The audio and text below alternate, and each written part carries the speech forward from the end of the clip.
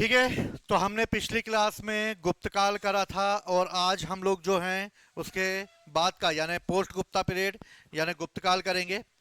देखो, पहली चीज ये इंपॉर्टेंट है कि मैंने पिछली क्लास में तुम्हें बताया था कि गुप्तकाल जो है वो कैसा काल था। एक समय यानी कि एक एम्पायर खड़ा हुआ था और वो एम्पायर जो है एक सेंट्रलाइज एम्पायर था, यानी कि अगर देखा जाए तो मोटे तौर पर एक बड़ा एम्पायर के रूप में स्टेब्लिश हुआ। लेकिन मैंने यह भी बताया था कि आने वाले समय में भारत पर एक आक्रमण होना चालू हुए और उन आक्रमणों को कहा जाता है हुण अटैक। कौन से अटैक हुए? हुण अटैक हुए। अगर हुण अटैकों की बात की जाए तो इस समय हुणों ने भारत पर लगातार आक्रमण किए और इस तरह हुण अटैक जो हैं उन्होंने गुप्तों की सत्ता को कमजोर कर दिया। आने वाले गुप्त शासक इतने मजबूत नहीं थे कि वो हुण के अटैकों को रोक सके। भानुगुप्त, नरसिंहगुप्त, बालादित्य जैसे कई शासक हुए जिन्होंने इन्हें रोकने का प्रयास किया, लेकिन हुणों के आक्रमण लगातार होते हुए रहे और गुप्तों की सत्ता कमजोर पड़ गई। जब हुणों ने आक्रमण किया तो भारत में जो एक बड़ा एम्पायर था वो एम्पायर धराशायी हो गया और उसकी जगह भारत में अलग अलग एरिया में अलग अलग एम्पायर खड़े हो गए और इस तरह भारत में एक तरह का डिसेंट्रलाइजेशन यानी कि विकेंद्रीकरण हुआ। विकेंद्रीकरण का मतलब है अब राजा अकेला सेंटर से पूरे भारत को नहीं चलाएगा, बल्कि अलग अलग एरिया में अलग अलग एम्पायर के जो हैं राजा होंगे जो अपने अपने क्षेत्र का प्रशासन चलाएंगे। समझ में आई बात? एक जो पूरे बड़े एम्पायर को चलाता है वो सेंट्रलाइज हो जाएगा, जो छोटे छोटे एम्पायर को चलाते हैं वो डिसेंट्रलाइजेशन हो जाएगा। इसके होने का जो कारण है वो है सामंतवाद यानी फेडरलिज्म यानी कि सामंतवादी व्यवस्था। और सामंतवादी व्यवस्था ने किसको जन्म दिया? उसने दिया विकेंद्रीकरण को। सामंतवाद क्या? जैसे मान लो मैं एक राजा हूं, अगर मैं एक राजा हूं और मुझे पूरे भारत में शासन करना है तो और मैं पूरे भारत में शासन करने के लिए मैं क्या करूंगा? हर जगह तो मैं जा नहीं सकता, तो मैं क्या करूंगा? मैंने सूर्यांश को अपॉइंट कर दिया, मैंने कईयों को अपॉइंट कर दिया और इस तरह ये जो मेरा एम्पायर है यहां पर मैं हूं और मैंने सब जगह अपने अपने लोगों को अपॉइंट कर दिया। जिन लोगों को मैंने अपॉइंट किया है वो कहलाए मेरे सामंत। क्या कहलाए? सामंत। अब मेरी फाइल क्लोज हो गई, मेरा शासन खत्म हो गया और मैं भगवान के पास चला गया। ऐसे दुआ मत मांगना अभी, ठीक है? और मेरे बाद जो आने वाले राजा हैं यानी जो मेरे वंशज हैं वो कमजोर पैदा हुए और जो कमजोर पैदा हुए तो ये सामंत मेरे बच्चों की कहने की बात नहीं मानेंगे। बोले अरे हो रहने दो, पापा थे तब की बात सुनते थे हम, अब तुम्हारी बात नहीं सुनेंगे हम। तो ये क्या करेंगे? मेरी कमजोरी यानी मेरे आने वाले वंशज जो हैं उनकी कमजोरी का फायदा उठाएंगे और जैसे ही मैं कमजोर पड़ूंगा अपने अपने एरिया में वो अपने आप को स्वतंत्र कर लेंगे। जब ये अपने आप को स्वतंत्र कर लेंगे तो यही सामंत जो हैं उस एरिया के महाराजा बन जाएंगे, उस एरिया के महाराज। और इस तरह जो मैंने एक एम्पायर खड़ा किया था वो कई भागों में टूट जाएगा। समझ में आई बात? पोस्ट गुप्ता एज में इसी तरीके से हमें डिसेंट्रलाइजेशन दिखाई देता है। डिसेंट्रलाइजेशन का आने का कारण यानी विकेंद्रीकरण के आने का कारण है सामंतवाद। क्या है कारण? सामंतवाद। यानी सामंतवाद ने किसको जन्म दिया? डिसेंट्रलाइजेशन को जन्म दिया। मैंने समझाया अभी तुम्हें, टूट गया मेरा एम्पायर और धराशायी हो गया मैं, हो गया मेरा पूरा एम्पायर छिन्न भिन्न हो गया और कई छोटे छोटे एम्पायर खड़े हो गए। दूसरा, क्षेत्रीयता की भावना आ गई यानी कि लोगों के मन में भैया मैं पंजाब का, मैं हरियाणा का, मैं बिहार का, मैं गुजरात का, मैं झारखंड का, ऐसे ऐसे क्षेत्र डेवलप हो गए तो लोगों में क्षेत्रीय भावनाएं पैदा हो गई। पहले अखंड भारत, अब टूटकर वो छोटे छोटे भाग में बढ़ गया। पोस्ट गुप्ता एज में हमें ऐसे ही कई राज्यों के बारे में जानकारी मिलेगी। जैसे पहला, वल्लभी के हैं मैत्रक। वल्लभी पड़ता है गुजरात में। वल्लभी के कौन है? मैत्रक। ठीक है। मालवा, मालवा के कौन है? यशोधर्मन। सबके बारे में बाद में बताऊंगा मैं, पहले बस कानों में सुन लो। मालवा के कौन है? यशोधर्मन। पंजाब, पंजाब के कौन है? हुण। पंजाबों का अटैक हो रहा है, पंजाब वाले एरिया में आके बच जाएंगे वो हुण। पंजाब के कौन हो गए? हुण। बंगाल, बंगाल के कौन है? गोंड। मालवा, मालवा यानी मगध के आसपास का इलाका भी इसमें शामिल होगा, और वहां के होंगे उत्तर गुप्त शासक। कौन होंगे? उत्तर गुप्त शासक। कन्नौज, कन्नौज के कौन होंगे? मोखरी। तो कन्नौज में कौन सा आएगा? मोखरी वंश आएगा। कन्नौज के मोखरी। और स्थानेश्वर के पुष्यभूति। तो देखो कितने हो गए छोटे छोटे। वल्लभी के कौन है? मालवा का कौन है? यशोधर्मन। पंजाब के कौन है? बंगाल के कौन है? मालवा और मगध के कौन है? उत्तर गुप्त। कन्नौज के कौन है? मोखरी। स्थानेश्वर के कौन है? पुष्यभूति। अब इसको मैप के थ्रू देखते हैं हम लोग। ये देखो, ये मैप है। इस मैप में देखो,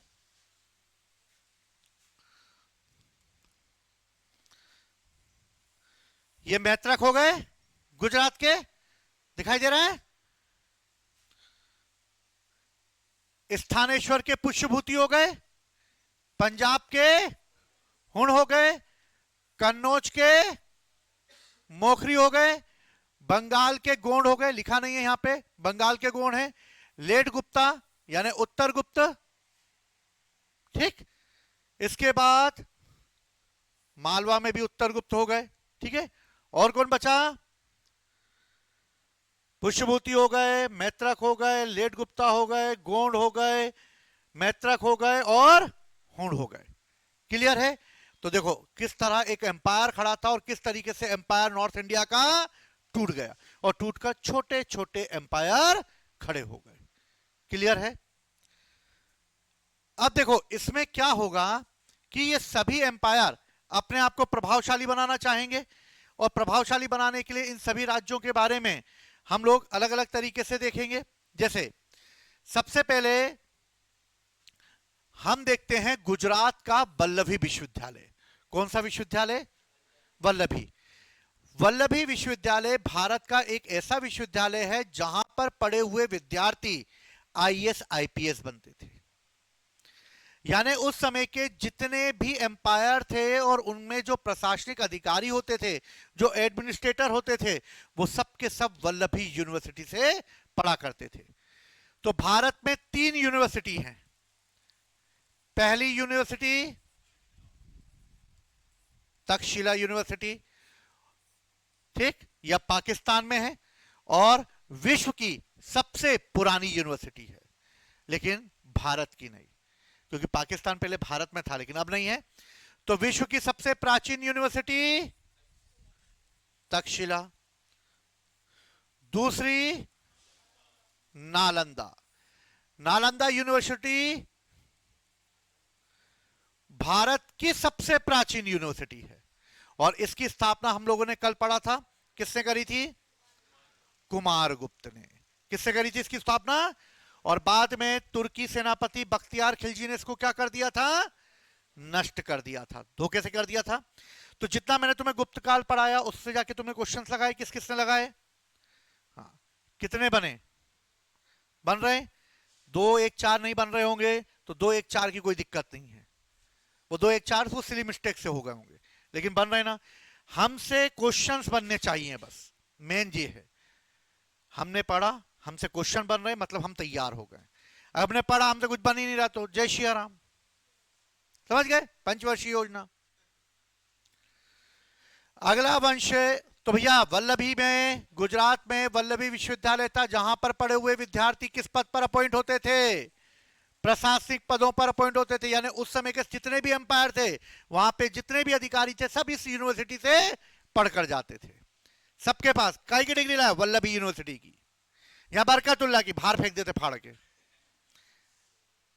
ये लोग काय के ले जाते, वल्लभी यूनिवर्सिटी, बकायदा जॉब मिल जाती, ठीक है ना। अब तो बरकतुल्ला अच्छा हो गया, हमारे टाइम पे बेकार था, ठीक। अगला वंश है ओलिकर वंश। ओलिकर वंश मालवा में था और मालवा में इस वंश का सबसे महान शासक था यशोधर्मन। कौन था? यशोधर्मन। अगर देखा जाए तो हुणों ने जिस तरीके से गुप्तों की बैंड बजाई, उस बैंड बजाने में ये भी शामिल थे। इन्होंने भी गुप्तों के पतन में उतना ही योगदान दिया और मालवा के यशोधर्मन ने भी लगातार गुप्तों के साथ युद्ध लड़े और इस तरह गुप्तों की शक्ति को कमजोर करने में ओलिकर वंश के शासकों का भी योगदान रहा है। क्लियर है?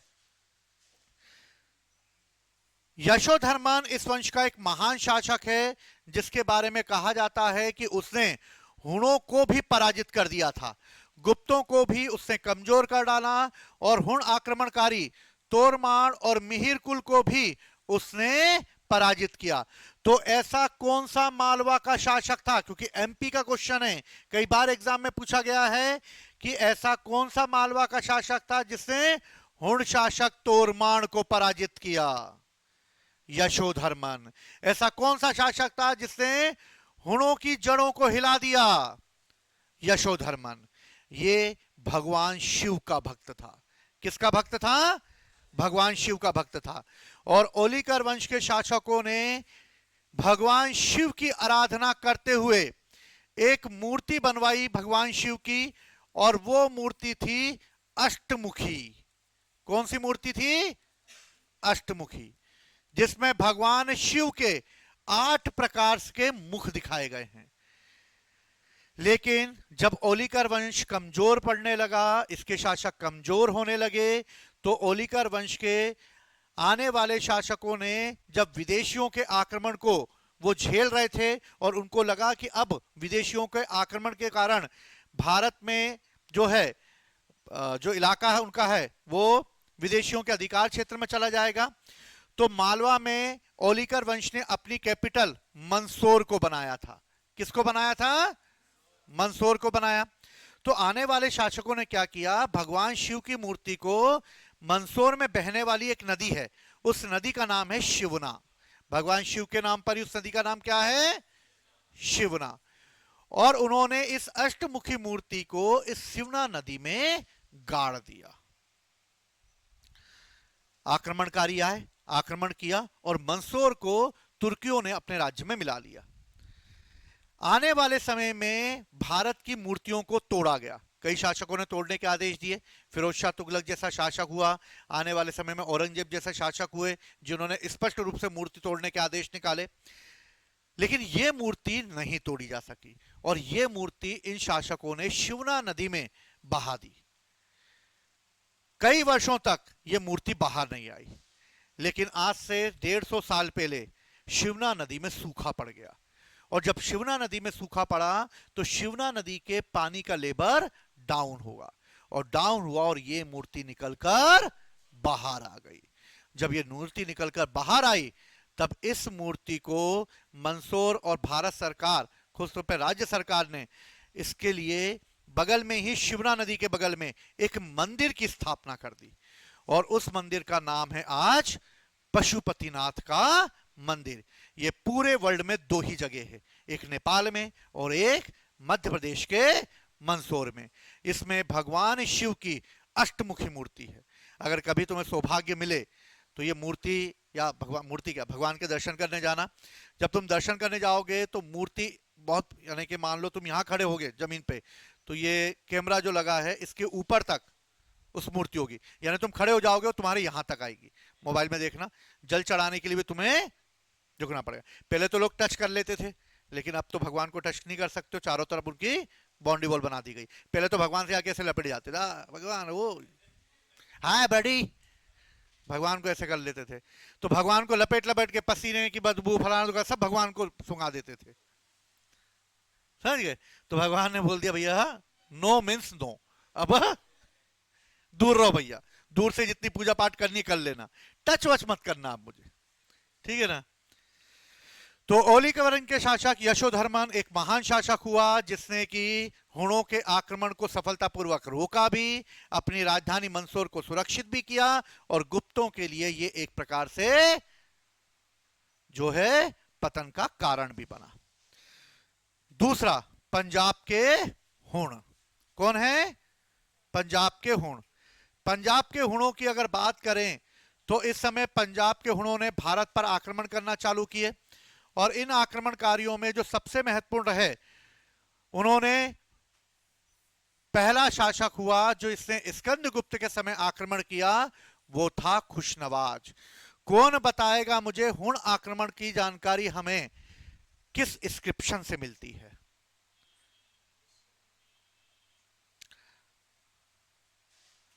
बताओ बताओ, मेलोडी खाओ, खुद जान जाओ। स्कंदगुप्त के किस अभिलेख से हमें हुण अटैक की जानकारी मिलती है? यह क्वेश्चन इसलिए मैं बता रहा हूं, तुम सब नए हो, दिक्कत वाली बात नहीं है। मैं भी जब नया था मुझे भी टिंडा कुछ पता था क्या? मुझे भी नहीं पता था, मुझे तो ये भी नहीं पता था ये भी कोई थे। मुझे तो अकबर और औरंगजेब में अंतर नहीं पता था। तो घबराने की कोई बात नहीं है। जूनागढ़ अभिलेख में, कौन से अभिलेख में मिलती है? तो कभी भी ये मत सोचना नहीं बनता है, नहीं आ रहा, कोई बात नहीं। नहीं बनता तो क्या हुआ, आज नहीं बनता कल बनेगा ना, तो इससे घबराना नहीं। मैं तो ऐसा ढोर का ढक्कन था, ढाढ़ा ढक्कन होता है, मैं तो उससे भी गया गुजरा था, ठीक है ना। लेकिन प्रयास करोगे तो सब कुछ कर लोगे, समझ गए ना। सब चेंजेस आ जाएंगे, सबकी लाइफ में चेंजेस आते हैं, मेरी लाइफ में भी आ गए थे, ठीक है। तो स्कंदगुप्त के जूनागढ़ अभिलेख में हमें सबसे पहले जानकारी मिलती है कि हुणों ने आक्रमण कर दिया भारत पर, और इस तरह हुणों का आक्रमणकारी हुआ खुशनवाज, जिसे रोक दिया गुप्तों ने, और इस तरह हुण भारत में इंटर नहीं कर पाए। दूसरा हुण आक्रमण तोरमाण ने किया। अभी देखा हमने थोड़ी देर पहले, यशोधर्मन ने बमा बम सपाटे सपाटे दिए थे, तोरमाण को पराजित कर दिया था। दूसरा आक्रमण तोरमाण ने किया, और तोरमाण को भी पराजित होना पड़ा, लेकिन हुणों ने भारत के पंजाब वाले और आसपास के क्षेत्र में अपनी सत्ता स्थापित कर ली। सब कहानी में चलता है ना, हिस्ट्री पूरी कहानी में है, बस ध्यान से कहानी सुनते चलो। तीसरा हुण आक्रमण मिहिर कुल के समय हुआ, और इसे ही नरसिंह गुप्त बालादित्य ने पराजित करके बंदी बना लिया, लेकिन अपनी मां के कहने पर वापस इसे रिहा कर दिया। मिहिर कुल रिहा कर दिया गया, और मिहिर कुल कश्मीर चला गया, और कश्मीर में जाकर उसने अपना धर्म भगवान शिव को समर्पित कर दिया, और इस तरह मिहिर कुल ने अपने आप को भगवान शिव का भक्त करते हुए कट्टर शिव के रूप में जाना गया, ठीक। और कट्टर शिव के रूप में जाने की वजह से दूसरे धर्मों के लिए वो क्रूर हो गया। उसने जैनियों को सबसे ज्यादा प्रताड़ित किया, खास तौर पे शिव, क्योंकि इस्लाम धर्म तो आया नहीं अभी, इसलिए कश्मीर में जाकर मिहिर कुल ने कट्टर शिव धर्म को अपनाया, और जैनों ने उसे बहुत पराजित किया, मतलब जैनों को बहुत उन्होंने प्रताड़ित किया, और इस तरह जैनों ने मिहिर कुल को कहा है दुष्टों में प्रथम। मिहिर कुल को क्या कहा है? दुष्टों में प्रथम। क्लियर है? अब देखो, तो हुण आक्रमणकारियों ने आक्रमण किए, कहां किए? गुप्त शासकों पे किए, याद रखना इसके बारे में। देखो एक कहानी है छोटी सी, हम कहानी सुनते हैं। देखो मैंने तुम्हें अभी कुछ शासक बताए, जैसे पहला पंजाब में कौन है? हुण है। ये चच्चा लोग अलग अपना काम कर रहे हैं, कोई दिक्कत नहीं। हरियाणा के आसपास जो वंश है वो है थानेश्वर। कौन सा वंश है? यहां पे पुष्यभूतियों का शासन है, और थानेश्वर में इस समय गद्दी पर बैठा है राज्यवर्धन। कौन बैठा है? और राज्यवर्धन का छोटा भाई है हर्षवर्धन। और ये दोनों स्थानेश्वर के शासक प्रभाकर वर्धन के बेटे हैं। किसके बेटे हैं? प्रभाकर वर्धन बीमार पड़ चुका है और बीमार पड़ने पर राज्यवर्धन गद्दी पर बैठा है। ठीक है। और इन दोनों की एक बहन है राजश्री। मुंह में पानी आया? मुंह में पानी आ गया होगा कईयों के, राजश्री का देसी नाम लिया हो। अच्छा, विमल खाते होगे ना, केसर युक्त होता है ना वो तो। हाँ। दो वंश दिखाई दे गए, कोई दिक्कत? बगल में यहां पर एक वंश है जिसका नाम है कन्नौज। कौन सा वंश है? कन्नौज। और कन्नौज जो है उसका शासक है ग्रहवर्मन। कौन है? कहानी समझ में आई यहां तक? ध्यान देखना बोर्ड पे। पंजाब के हुण अलग चल रहे हैं। स्थानेश्वर या थानेश्वर के पुष्यभूति वंश है। पुष्यभूतियों का शासक है प्रभाकर वर्धन, और प्रभाकर वर्धन के दो बेटे हैं, राज्यवर्धन और हर्षवर्धन। बहन कौन है? राजश्री है। दूसरा वंश है कन्नौज और उसका शासक कौन है? ग्रहवर्मन। ग्रहवर्मन का विवाह राजश्री के साथ हुआ है। किसके साथ हुआ है? राजश्री के साथ हुआ है। यानी जिनके आगे जी जिनके पीछे जी वो है हमारे जीजा जी। यानी ग्रहवर्मन हमारे क्या हैं? जीजा जी हैं। ठीक है। और राजश्री हमारी बहन। ठीक है। बाकी लोगों के मुंह में पानी आ गया होगा। यहां पर एक वंश है जिसका नाम है उत्तर गुप्त वंश, और उत्तर गुप्त वंश का शासक है देवगुप्त। कौन है? और दूसरा बंगाल में एक और वंश है, और बंगाल का इस समय जो शासक है वो शासक है शशांक। कहानी अब चालू होगी। क्लियर हुई बात? स्थानेश्वर के राज्यवर्धन, हर्षवर्धन बहन राजश्री, कन्नौज का ग्रहवर्मन, ग्रहवर्मन का विवाह राजश्री के साथ हो गया। दोनों हो गए सगे संबंधी। ठीक है। जिनके आगे जी जिनके जीजा जी वो कौन है? जीजा जी हमारे। इधर उत्तर गुप्त वंश का शासक कौन है? देवगुप्त। और बंगाल का शासक कौन है? शशांक। देवगुप्त और शशांक दोनों बेस्ट बडी हैं, यानी मित्र हैं, दोस्त हैं। देवगुप्त ने शशांक से कहा, हेलो ब्रो, एक काम है। शशांक ने बोला, हाँ भाई बता। बोले, आजा एक महफिल जमाते हैं, दोनों बैठेंगे भाई लोग, आराम से एकदम एंजॉय करेंगे, और फिर एक प्लानिंग है मेरे पास, और उस प्लान को हम लोग जो करेंगे। शशांक आ गया। शशांक आया और देवगुप्त जो था उसने शशांक से बोला, ब्रो यार एक काम है यार। शशांक ने बोला, हाँ भाई। ब्रो बोल दिया मतलब भाई भाई होता है भाई। दोस्त ने बोला करने का है, मतलब करने का है। उसने बोला बोल। बोला, मेरी नजर कन्नौज पर है यार, तू मेरा साथ दे तो अपन कन्नौज पर अटैक कर दें, और कन्नौज को उत्तर गुप्त वंश में मिला लेते हैं, यानी मगध में मिला लेते हैं। बगल में पड़ता था कन्नौज, यूपी में। शशांक ने बोला, भाई दोस्त बोल दिया ना मेरे को, तूने ब्रो बोला, कब करना है अटैक तू ये बता। रात को थोड़ा बहुत हो गया होगा। ठीक है। तो शशांक ने भी बोल दिया, भाई काम हो जाएगा। ठीक है। दोनों की मीटिंग हो गई फिक्स। दोनों ने मिलकर आक्रमण कर दिया, किस पर? कन्नौज पर। दोनों ने मिलकर किस पर आक्रमण कर दिया? और कन्नौज पर आक्रमण करके ग्रहवर्मन की हत्या कर दी। जिनके आगे जी जिनके जीजा जी उनका जी इधर, जो जी इधर कर दिया, और हमारे ग्रहवर्मन जीजा जी मारे गए। जब ग्रहवर्मन की मृत्यु हो गई तो ग्रहवर्मन की जो पत्नी है राजश्री, इस राजश्री को डाल दिया गया कैद खाने में। कहां डाल दिया गया? कैद खाने में। जब यह बात पता चलेगी कि जिया जी की हत्या कर दी है देवगुप्त और शशांक ने मिलकर, और राजश्री को कैद में डाल दिया है, तब अपनी बहन को कैद में देखते हुए क्या भाई सब्र खाएगा? नहीं खाएगा। तत्काल निकलेगा वो। क्या निकलेगा? तत्काल निकलेगा। और राज्यवर्धन तत्काल निकला। राजश्री कैद खाने में थी, और कैद खाने में थी जब उसको पता लगा कि भैया बहन कैद खाने में है और देवगुप्त ने जीजाजी की हत्या कर दी है।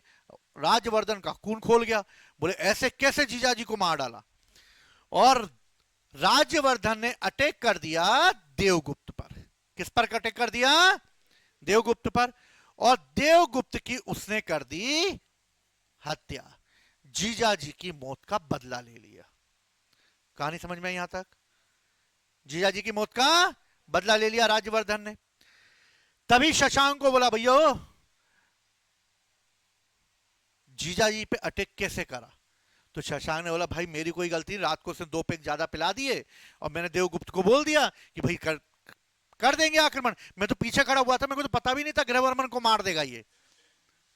उसे फटाक से गृहवर्मन को मार दिया। मैं रोकता इसके पहले तो उसने गृहवर्मन की हत्या कर दी। भाई मेरा कोई दोस्त नहीं, अपन आपस में बैठ के मांडवाली कर लेते हैं, ठीक है, मेरा कोई उसमें रोल नहीं है। राज्यवर्धन ने बोला भैया ऐसा है तो चलो फिर ठीक है, आपस में बैठ के एक समझौता कर लेते हैं। समझौता हुआ होगा कि आपस में राज्यवर्धन बिना इस आशंका के कि शशांक कुछ गलत कर सकता है, राज्यवर्धन शशांक से मिलने चला गया। शशांक ने देखा राज्यवर्धन अकेला आया, सेना वेना लेके नहीं आया, क्योंकि राज्यवर्धन को लगा शशांक ने मिलने को बुलाया है, hi hello how are you करेगा वो और जाने देगा, बात खत्म हो जाएगी। शशांक ने मौका देखकर राज्यवर्धन को टपका दिया और राज्यवर्धन की हत्या कर दी और राज्यवर्धन की भी मृत्यु हो गई।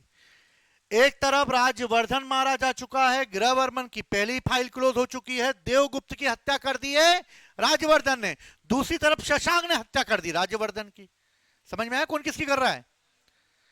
यह बात अब पता चलेगी छोटे भाई हर्षवर्धन को।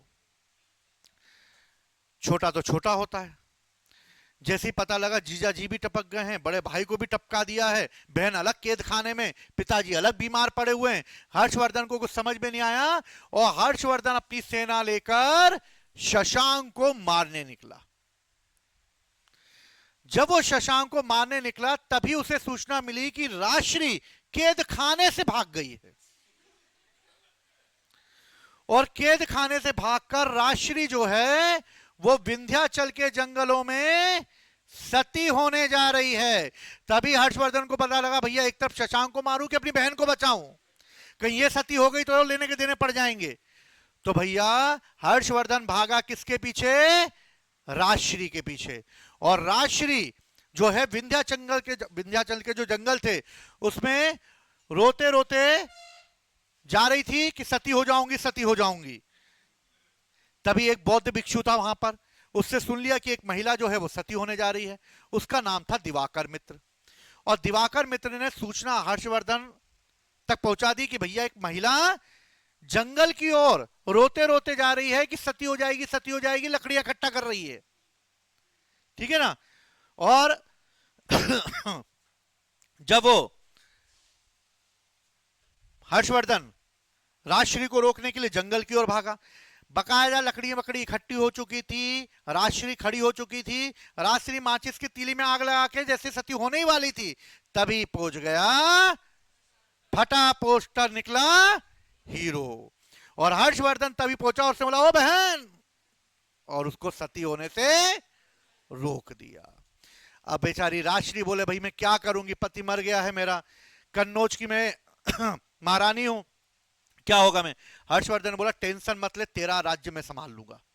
और हर्षवर्धन उसे लेकर कहां गया? कन्नौज आ गया। अब कन्नौज आया तो एक तरफ उसकी बहन कन्नौज की विधवा रानी, दूसरी तरफ भाई मर चुका है इसलिए थानेश्वर की भी स्थिति खराब है क्योंकि उसको भी संभालना है हर्षवर्धन को।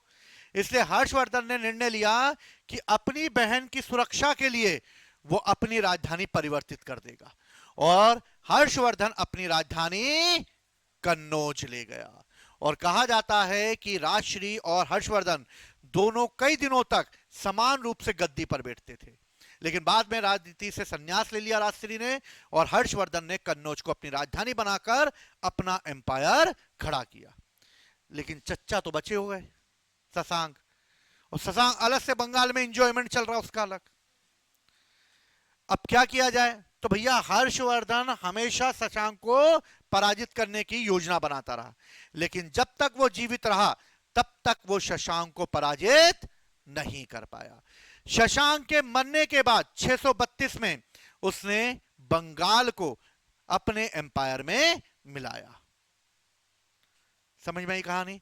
और इस तरह उत्तर भारत का एक महान शासक बना हर्षवर्धन, और इसे उत्तर भारत का अंतिम महान शासक माना जाता है।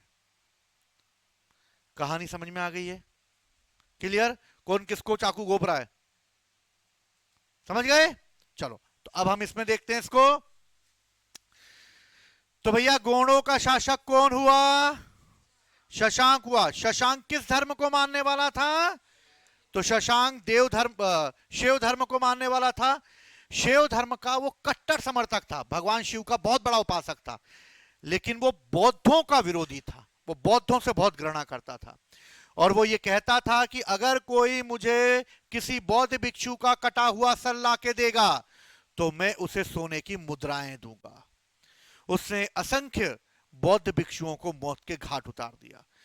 जब बंगाल के शासक शशांक को यह पता चला कि बोध गया के बोधि वृक्ष के नीचे बैठकर महात्मा बुद्ध ने ज्ञान प्राप्त किया है, तो वो गया अपनी सेना लेकर और बोध गया के बोधि वृक्ष को कटवाकर उसने गंगा नदी में फेंकवा दिया। और इस तरह वो पीपल का पेड़ काटकर कहां फेंक दिया उसने? गंगा नदी में। लेकिन कहा जाता है कि वो पीपल का पेड़ दोबारा उग गया, और फिर आज अगर देखेंगे तो उसकी डालियां बहुत दूर दूर तक है, और यही पीपल का पेड़ ले जाकर बाकी जगह भी गाड़ा गया जहां पर वो नया पीपल का पेड़ उग गया। हमारे सांची में भी लगाया गया, वहीं से लाया गया पीपल का पेड़। तो क्वेश्चन आता है कि किसने भैया बोधि वृक्ष को कटवा कर फेंकवा दिया गंगा नदी में? शशांक ने। किसने फेंकवा दिया? शशांक ने। शशांक ने बौद्ध विहारों को नष्ट करवा दिया और हर्ष के बड़े भाई राज्यवर्धन की भी हत्या कर दी। अभी बताई थी कहानी मैंने, राज्यवर्धन की कैसे हत्या कर दी, बताया था, मिलने बुलाया था। मालवा के मगध या उत्तरगुप्त, मालवा में या मगध के उत्तरगुप्त वंश का फाउंडर था कृष्णगुप्त, और इस वंश का अगला शासक हुआ देवगुप्त। और देवगुप्त किसका मित्र था? बेस्ट बड़ी थे दोनों, बताया था मैंने अभी। मोखरी नरेश यानी कन्नौज का मोखरी नरेश कौन था? और ग्रहवर्मन की हत्या शशांक के साथ मिलकर देवगुप्त ने कर दी और उसकी पत्नी राजश्री को जेल में डाल दिया। वही कहानी रिपीट हो रही है, लेकिन अगर मैं कहानी स्टार्टिंग में नहीं सुनाता तो ये तुम्हें थोड़ी बोर लगती। समझ में आ गई कहानी? आप देखो क्या हुआ। कन्नौज का मोखरी वंश देखते हैं हम लोग। याद रखना कई बार क्वेश्चन आया है कि कन्नौज के मोखरी को यानी कि कन्नौज को महोदय नगर के रूप में जाना जाता था। किस रूप में जाना जाता था? महोदय नगर। याद रखना महोदय नगर के नाम से कन्नौज जाना जाता था। ग्रहवर्मन का विवाह किसके साथ हुआ? राजश्री के साथ हुआ। अभी करवाया था थोड़ी देर पहले, बारात में ले गया था मैं तुम्हें, भोजन वोजन करके आए थे अभी हम लोग, ठीक। स्थानेश्वर के कौन हैं? पुष्यभूति। और पुष्यभूति जो है ये एक महान वंश होगा उत्तर भारत का। हर्षवर्धन के दरबार में एक राजकवि रहता था जिसका नाम था बाण भट्ट। कौन रहता था? बाण भट्ट। और बाण भट्ट ने हर्षवर्धन के ऊपर कविता एक मतलब रचना लिखी है, उसका नाम है हर्ष चरित्र और कादंबरी। तो कादंबरी और हर्षचरित्र की रचना किसने की? बाण भट्ट ने की। याद रहेगी ये बात। हर्षवर्धन भी, ये दोनों पुस्तकें याद रखना, हर्षवर्धन के समय बाण भट्ट की हर्षचरित्र और कादंबरी।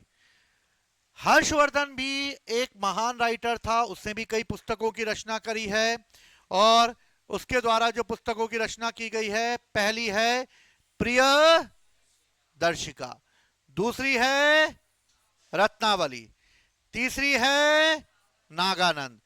कहा जाता है कि हर्षवर्धन के पास समय नहीं था, इसलिए हर्षवर्धन ने इसे एक राइटर के थ्रू लिखवाया और उस राइटर का नाम था धावक। इंग्लिश में रेसल रनर लिखा गया, उसको गलत कर देना, धावक है। ठीक है, हो जाता है, बड़े बड़े शहरों में छोटी मोटी बातें होती रहती है। तो भैया हर्ष के ग्रंथ का नाम क्या है? प्रियदर्शिका और नागानंद। बाण भट्ट की रचना का नाम हर्षचरित्र और कादंबरी। Very good.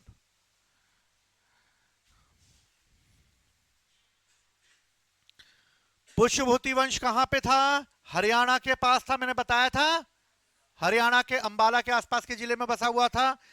प्रभाकर वर्धन शासक था जिसके दो पुत्र थे, पहला पुत्र, दूसरा पुत्र हर्षवर्धन, पुत्री राजश्री थी। राज्यवर्धन ने किसकी हत्या कर दी थी? याद आया? जीजाजी के मौत का बदला लिया था और बाद में उसकी हत्या किसने कर दी? शशांक ने कर दी। किससे कर दी?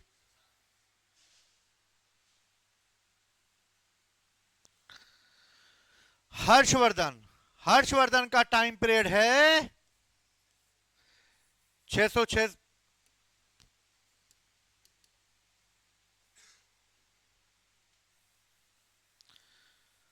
हर्षवर्धन का टाइम क्या है? 606 से लेकर 647।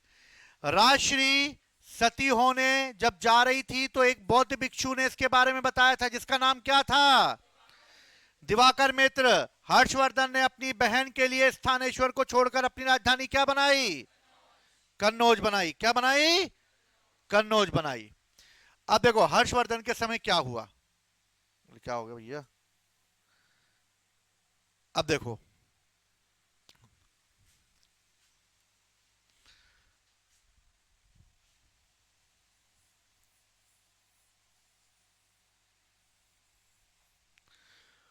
उत्तर में कौन है?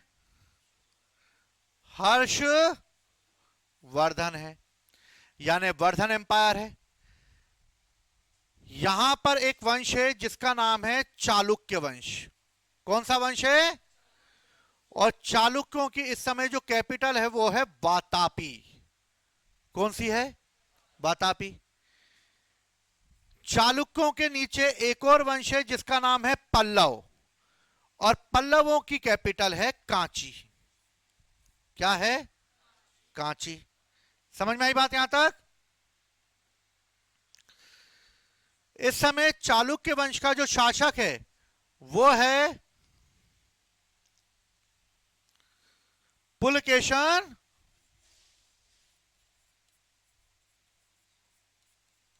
द्वितीय, और पल्लव वंश का जो शासक है वो है महेंद्र वर्मन। कौन है? ध्यान देना कहानी पर। चालुक्य यानी वातापी शासक कौन है? पुलकेशन द्वितीय। पल्लव शासक, कांची का शासक कौन है? महेंद्र वर्मन।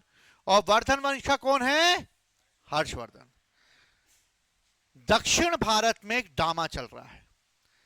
दक्षिण भारत में पुलकेशन द्वितीय जो चालुक्य यानी वातापी वंश का जो शासक है, ये पल्लवों पर अटैक करके पल्लव को कांची वंश में मिलाना चाहता है, जिसका मेन उद्देश्य है जो गोदावरी का डेल्टा है और कृष्णा नदी के आसपास का जो डेल्टा है, यानी बीच का जो उपजाऊ एरिया है, उस उपजाऊ एरिया पर अधिकार चाहता है पुलकेशन द्वितीय।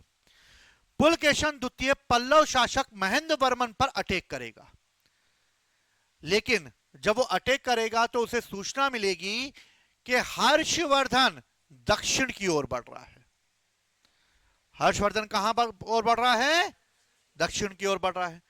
जब उसे यह सूचना मिलेगी कि हर्षवर्धन दक्षिण की ओर बढ़ रहा है तो पुलकेशन द्वितीय पल्लवों पर अटैक करने से पहले रोकने के लिए बढ़ेगा हर्षवर्धन को, और पुलकेशन द्वितीय उत्तर की ओर बढ़ेगा कि भैया मैं तुमसे बाद में निपट लूंगा, पहले ये ऊपर से हर्षवर्धन आ रहा है, पता लगे मैं नीचे लड़ने जाऊं ये ऊपर से आ जाए, तो पहले महेंद्र वर्मन ने को बाद में निपटाऊंगा, पहले निपटा देता हूं हर्षवर्धन को।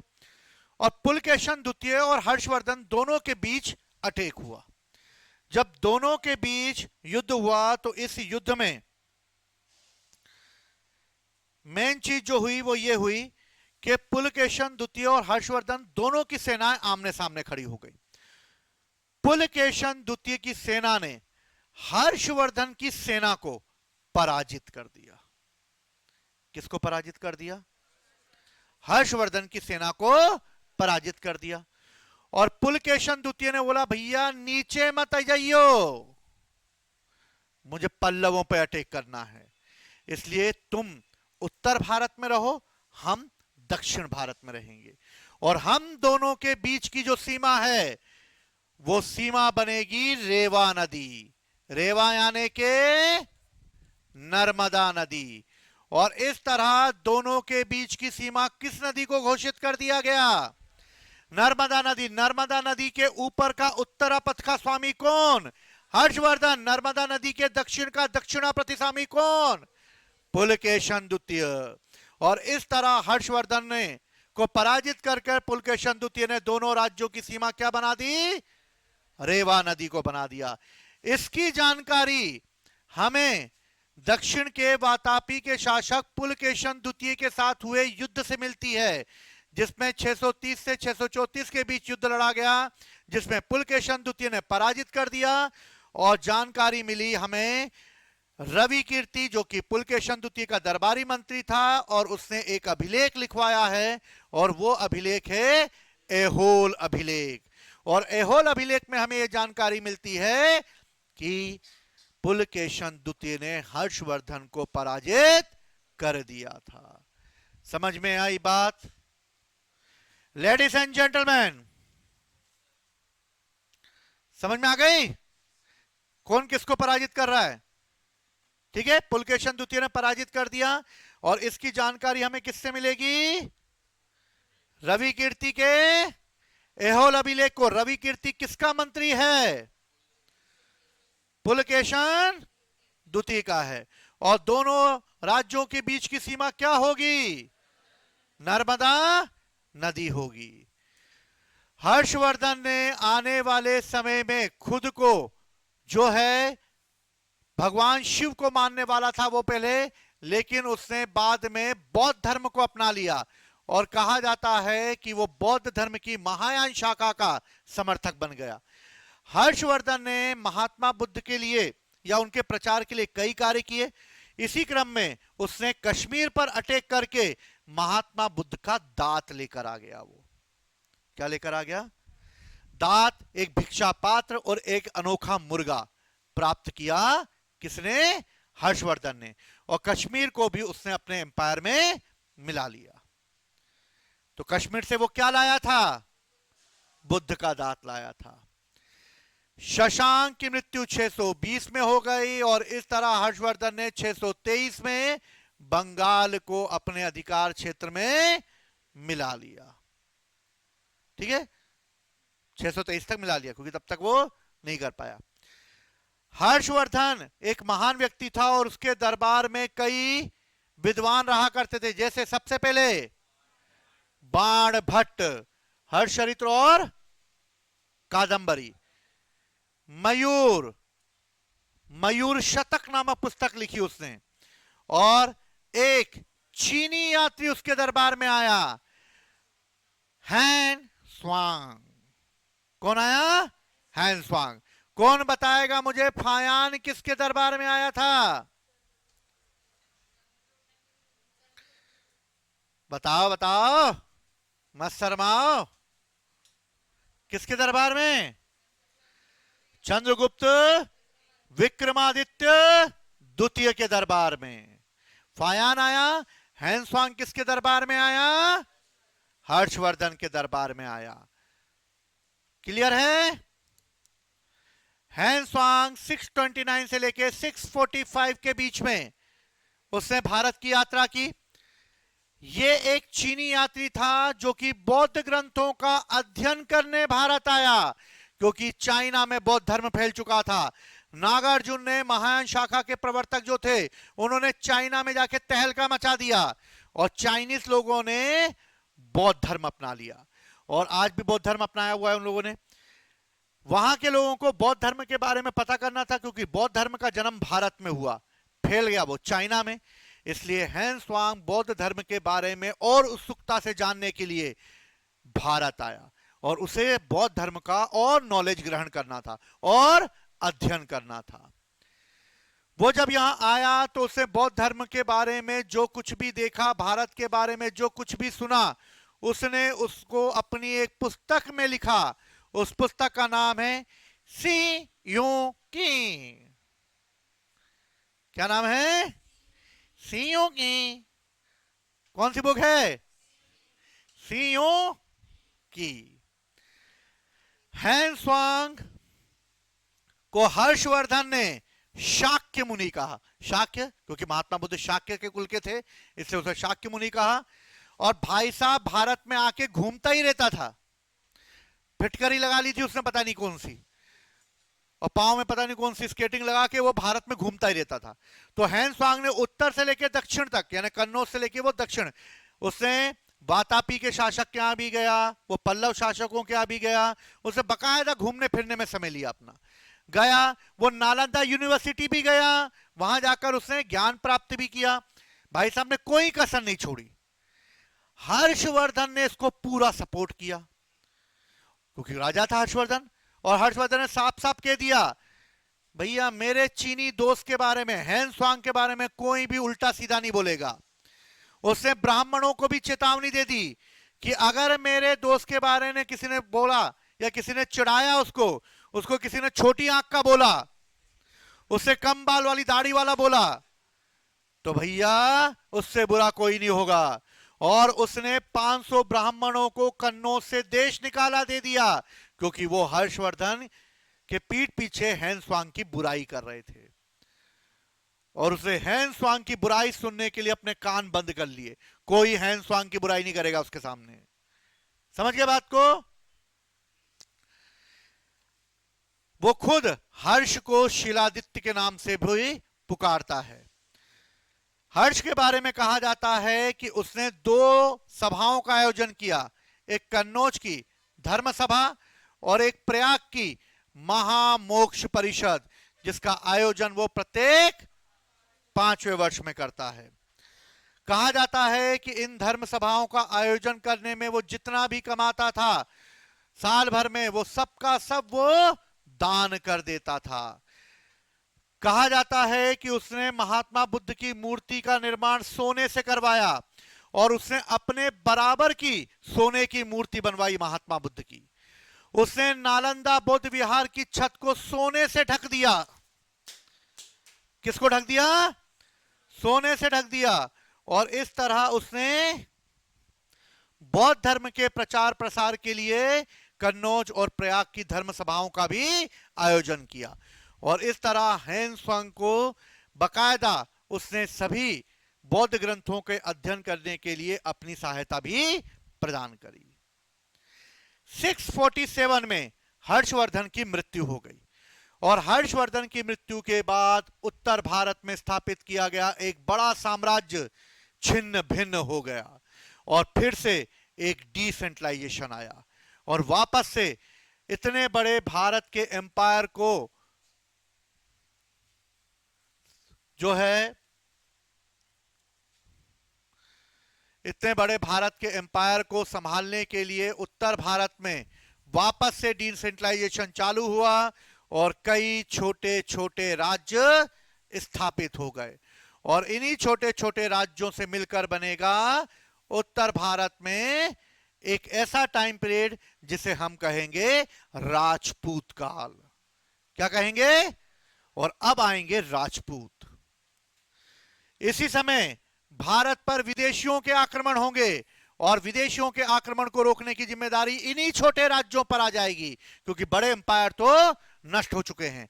और यही आक्रमणकारी जो अरबी और तुर्की रूप में भारत पर आएंगे, जिसमें मोहम्मद बिन कासिम जो अरबी आक्रमणकारी था, मोहम्मद गजनवी, मोहम्मद गोरी भारत पर आक्रमण करेंगे, और इस तरह ये छोटे राज्य उन आक्रमणकारियों को रोकने में असफल हो जाएंगे, क्योंकि एक बड़ा एम्पायर नहीं है, और यही भारत के अंदर इंटर कर जाएंगे। और भारतीय राज्यों को पराजित करके एक नया दौर चालू होगा जिसे हम मध्यकालीन भारत के नाम से जानेंगे, और भारत में इस्लाम धर्म प्रवेश कर जाएगा और मुस्लिम तुर्की राज्य की स्थापना होगी। समझ में आई बात, कहानी? ठीक है, तो कल हम लोग यानी कि आने वाले समय में हम लोग इसका सेकंड पार्ट पढ़ेंगे जिसमें हम गुप्तकालीन प्रशासन के बारे में जानेंगे। ठीक है, और फिर राजपूत काल चालू करेंगे। लेकिन राजपूत काल चालू करने से पहले हमें एक टॉपिक करना है जिसका नाम है त्रिपक्षीय संघर्ष, जो पाल, प्रतिहार और राष्ट्रकूटों के बीच में होगा। ठीक है, समझ आई? अभी टेंशन मत लो, कौन है पाल, प्रतिहार, राष्ट्रकूट, जब आएगा तब टेंशन लेना। ठीक है, तो फिर नेक्स्ट क्लास बाद में करते हैं। ठीक है, तो जय हिंद, जय भारत।